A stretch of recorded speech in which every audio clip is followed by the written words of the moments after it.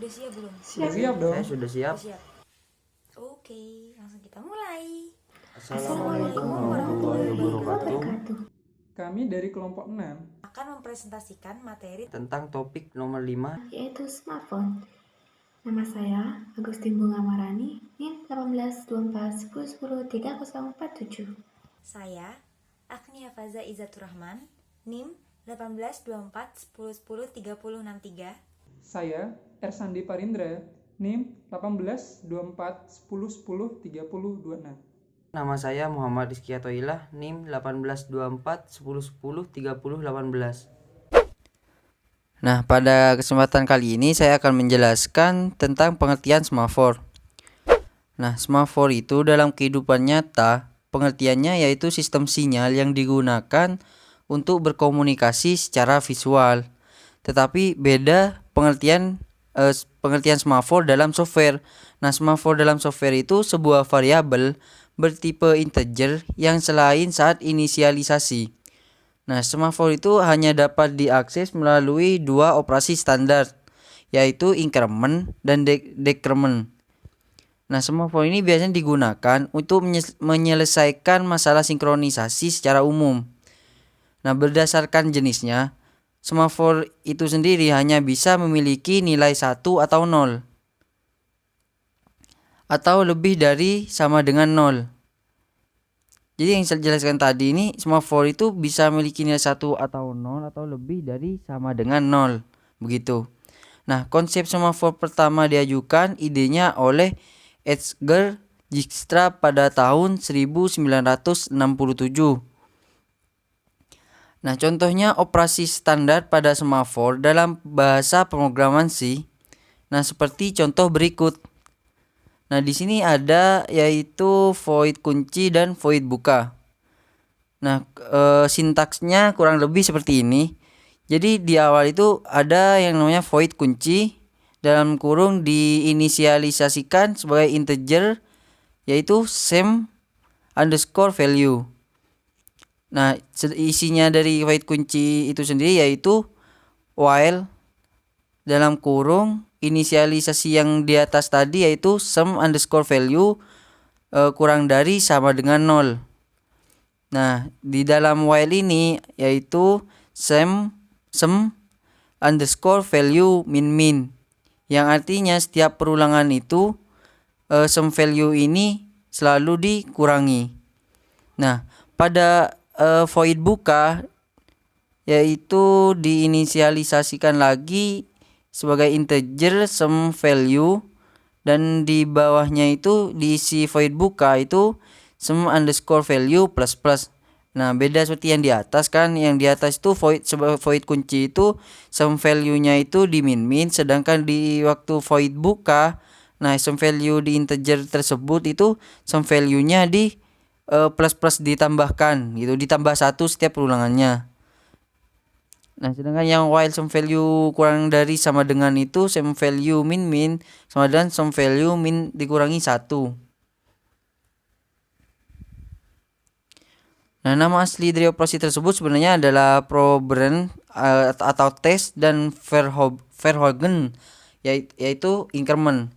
Nah, namun sebutan untuk dua metode ini sangat beragam. Antara lain itu sering dikenal dengan nama release dan uncqueue, P dan V, serta kunci dan buka. Nah, dalam buku ini akan digunakan istilah buka dan kunci.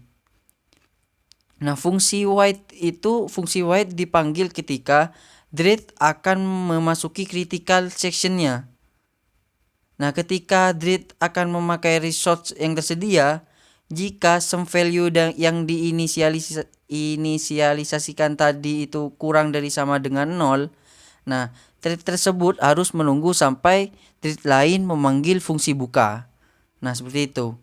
Jadi fungsi buka dipanggil ketika thread ini meninggalkan critical sectionnya atau ketika melepaskan resource yang telah digunakannya.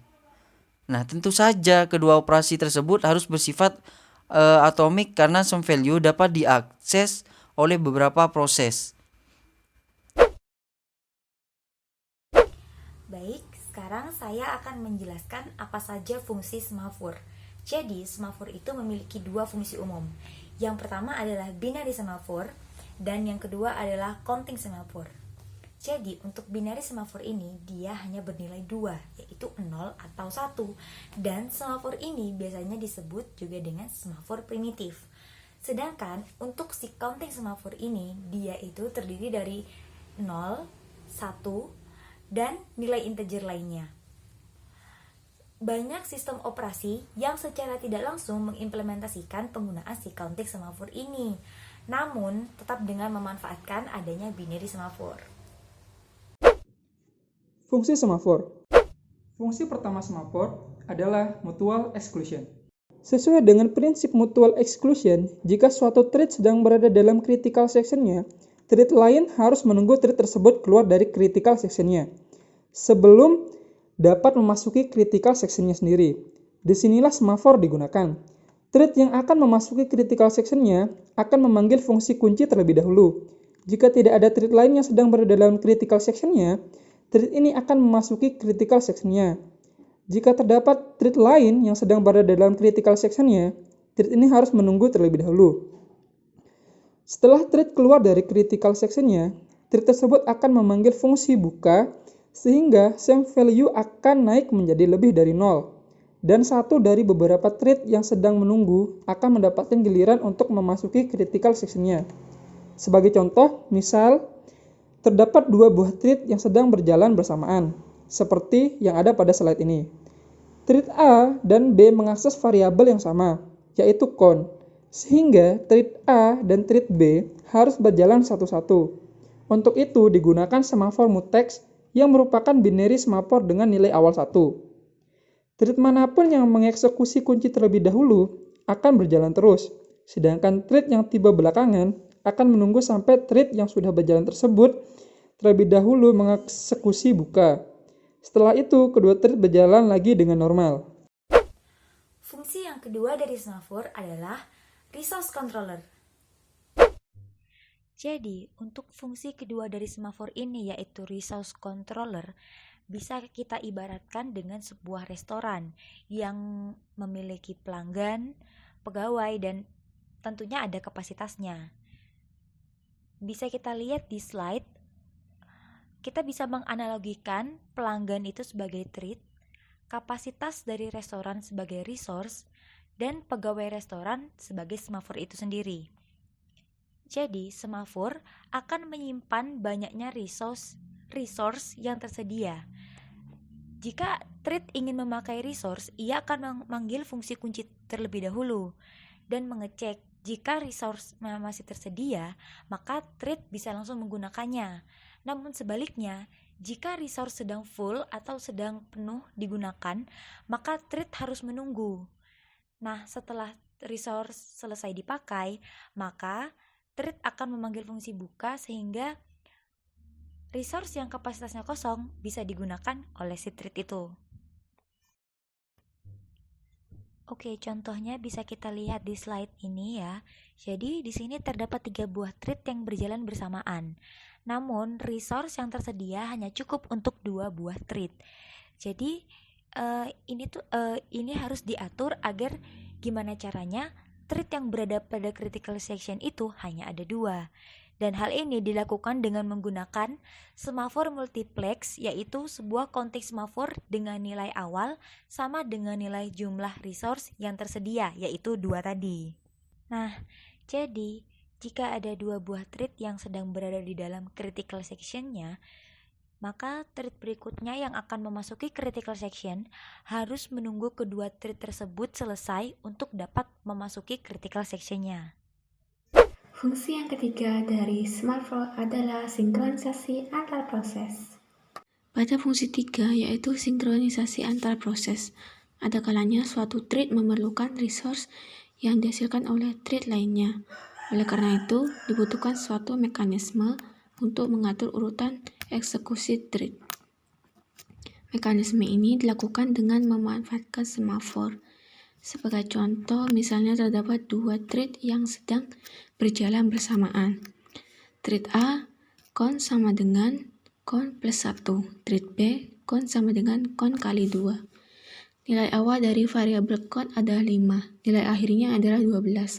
Oleh karena itu, thread A harus dieksekusi sebelum thread B. Agar hal ini dapat terjadi, dibutuhkan suatu semafor mutek yang merupakan sebuah binary semafor dengan nilai awal 0.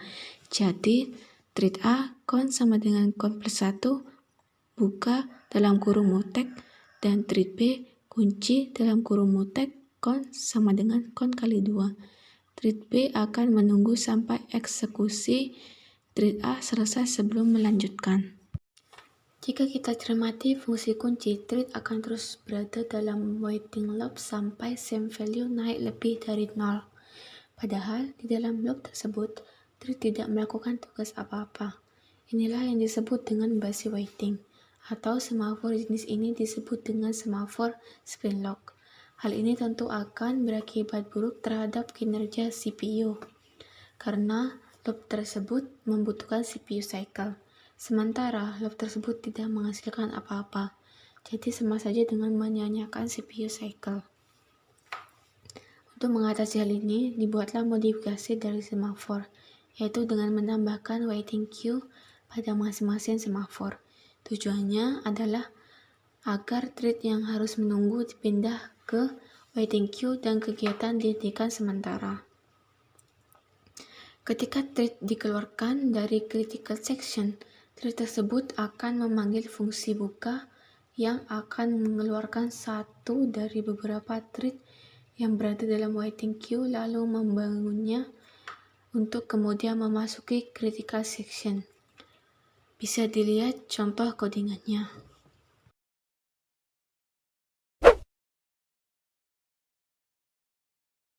Keuntungan menggunakan semafor.